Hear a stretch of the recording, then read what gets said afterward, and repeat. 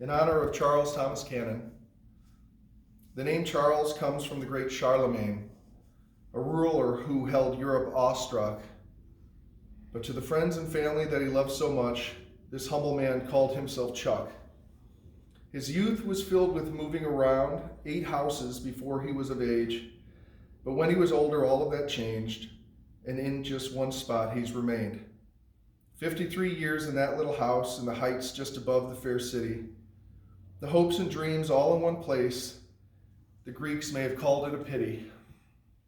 But the Greeks would have marveled at all that went on and written it down in their myths, how a man who from nowhere could be such a rock in a storm that swept everything with it. But he wasn't a rock. He was more like a stream, so tranquil and steady and cool.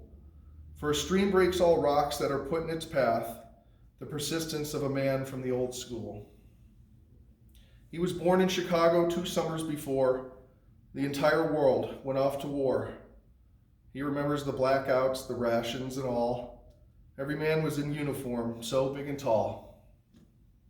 When he was 5, his dad moved them down to the bayou to open a business with friends. When that didn't work, they went back up north, and I'm still thankful they did so. He loved magic tricks, archery, music, and sports, and over the years showed us these gifts. He loved gourmet food, and maybe too much, but his only flaw, never hurt others.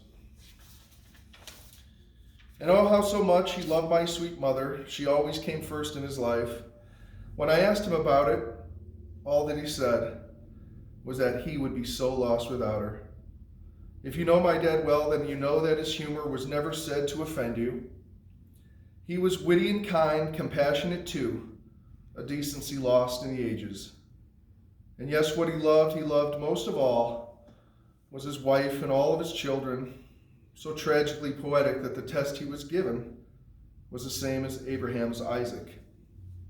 And the story we know in the Garden of Gethsemane, where Jesus sweat droplets of blood as he prayed to his Father to take off the burden too great for a man who was God.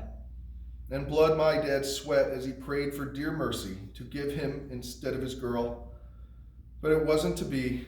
The burden was borne at the feet of the man who was praying. And pray he did every night of the week, down on his hands and his knees. He would kneel at my bedside and thank God for his gifts and talk of those now in heaven, his mother, his father, and even his daughter. Oh, what he would have given, but you'd never have known the weight of his sorrows as he went without crying a word. The poem Invictus says, in the fell clutch of circumstance, I have not winced nor cried aloud. Under the bludgeonings of chance, my head is bloodied, but unbowed. And so it is true that he never lost faith, but I'm sure there were times on the ground when he felt God had left him to chance on his own to carry this trouble around. But it is the devout who must go through the pain, like the pain in the story of Job. But to come through all that with nary a doubt, oh, what an example of love. And love is the word that most comes to mind when I think of this wonderful man. Paul writes in Corinthians, it's the most important thing to finding the truth about God. Read at most weddings, Corinthians tells us just what love is supposed to be. But now I must read it at the end of a life to see if he's scripture worthy. Love is patient and love is kind. It has no envy or doubt. It does no boasting, is never too proud, no rudeness or self-seeking clout. It's not easily angered, keeps no records of wrongs. The truth is the only way up. Love always protects us, helps trust those around us, and never does let us lose hope. So he passes this test with high marks indeed for the 3 things we cannot forget, that faith, love, and hope are what bring us to God, but the greatest he had, which is love.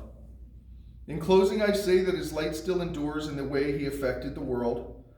Some men have examples of wealth and great power, but I, the example of love.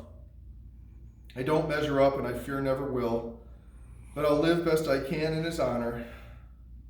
To the great Charlemagne and all that he conquered, history pays him his due.